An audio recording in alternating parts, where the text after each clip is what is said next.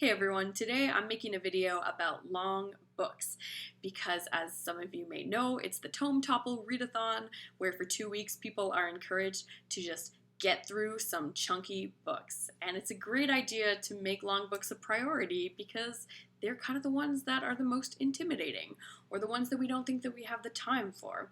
And oftentimes long books are just the greatest. So I personally can't participate in Tome Topple right now. I'm going through this job transition and I hardly have any time to read, let alone picking up anything that's a long commitment. But I still wanted to participate, so I'm going to be making a series of videos recommending some of my favorite long books because a lot of my favorites are long. I like to consider myself somewhat of a ride-or-die reader.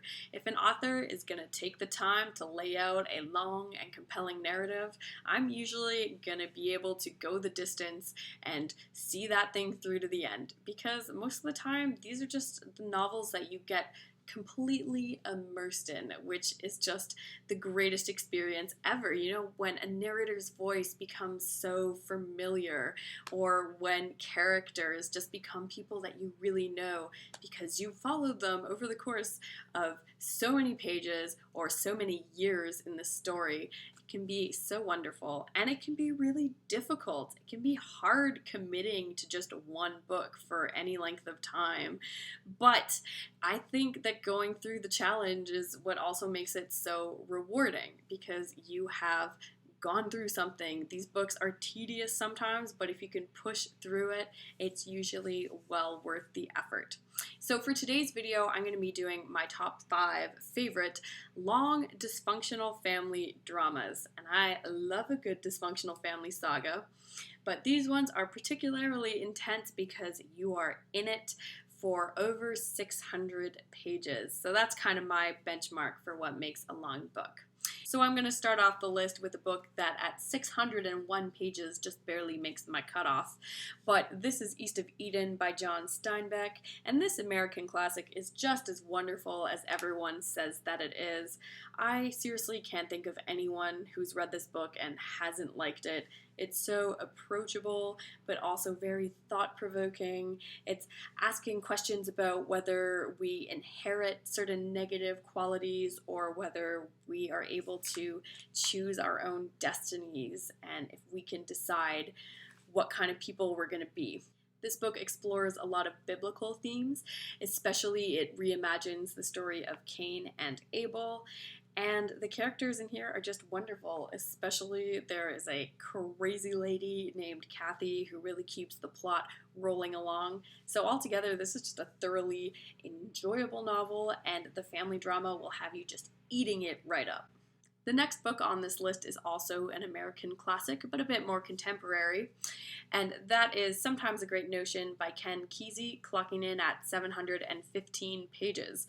This is a book about a small town in Oregon that is going on a logging strike, except for one family, the Stampers, who continue to just work right through the strike, which obviously makes them a pretty big target. So this is a family versus a community, but the family themselves are very fractured. They are so frustrating and stubborn. The family motto seems to be never give an inch, and they have this house that is precariously built right near this river, so they don't care about changing their ways, even though it could potentially be a problem. So those are the kind of people that we're dealing with.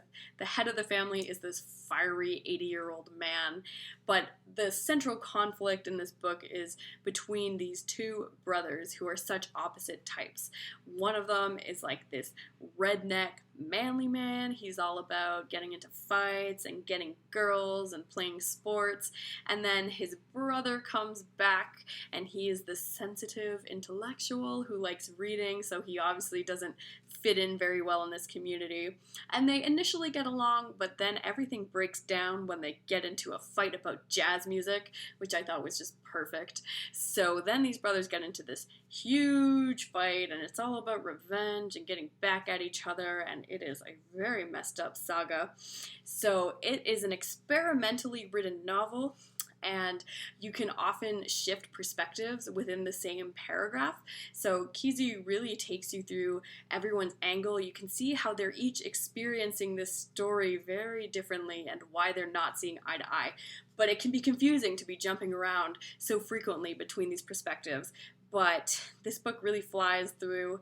I initially didn't think that a book about a logging conflict would be very engaging, but it's intense, it's so emotional, and it is a dysfunctional family classic.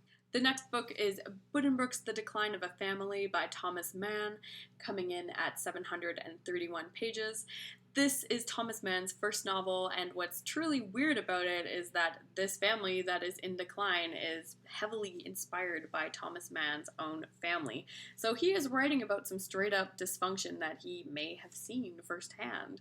So this is a book that traces through a few generations of a merchant family, and they just kind of keep getting a little bit more degraded and messed up as we go through the generations. The Buddenbrooks family does go through their fair share of drama, with some unhappy marriages and abrupt deaths, but really this is more of a slow burner for being a long novel, and it's taking you through a lot of everyday moments in the life of this family. And you'll be asking yourself whether this is a family that truly deserves quite a dramatic downfall. Is there something that they're doing wrong? Some flaws in their character? Are the younger generations truly worse than the older ones? Like, why is this happening to them? Or is it not about that? This is Thomas Mann's first novel that he published in his 20s, but it is such a mature look at life, and the portrayals in here are so rich and detailed that even though it's not a fast-paced page-turner, this is still a really intimate look at a family, and it is worth the page count. The next book on this list also has a pretty autobiographical portrayal of a dysfunctional family, and those are the complete Patrick Melrose novels by Edward St. Aubyn, and these are coming in at 856 pages. Even though I'm kind of cheating because technically these are 5 separate books, but really I'd encourage you to just read them all together at once so you can experience the full effect. So these books are about a pretty terrible aristocratic British family, and the byproduct of this family, who is Patrick Melrose, who is a really screwed up, troubled guy. So each of these books is him at a snapshot at a certain moment in his life. The first one, Nevermind, introduces us to Patrick's childhood and his very disturbingly abusive father, who is just a terrible person, so unlikable, so hard to read about. In the next book, Bad News, we see Patrick as a strung-out heroin addict. Throughout the later novels, Patrick becomes a father himself, and he has to try to deal with his own issues from the past and try not to pass along the dysfunction to his children, but of course he doesn't do a good job of that. So this book really traces how dysfunction can affect you your whole life, how it can affect the people around you. These books are really acerbic and witty, like they're very funny, but they're so uncomfortable, and the people in here are like seriously screwed up souls. So these are a pretty bleak look at dysfunction. The last book on the list is The Brothers K by David James Duncan, and this one is 643 pages. So whereas the Melrose family is really torn apart by bitterness and abuse and hatred, the family in The Brothers K are far from perfect, but there is still this love that is connecting this family. They really do care for each other, and you can just feel the sense of that just radiating off of the page, which makes this quite a remarkable novel. So the parents in this book are screwing up a fair amount. We have a mother who's obsessed with religion and a father who's obsessed with baseball, and they do make mistakes, but they love their kids, and their family is just trying to function even though they go through some pretty difficult times, especially when the Vietnam War gets going. Really, this book just captures what it's like to be in a family. They're dysfunctional, yes, they're not perfect, but the dysfunction level isn't so high that you can't somewhat relate to the family in this story, where, you know, you get that every family has their stories and their mythology. Every person in the family has a role that they play and something unique that they bring to the family, or just like the way the families bond when they go through hardships. So This book is not as intense as other ones on the list, but it's still really moving. So that's the end of my list of 5 long but satisfying books about dysfunctional families. Good luck if you're participating in Tome Topple, and I'm going to continue making a few more videos about some of my favorite long books because I have many. So thank you for watching today, and I will see you again later.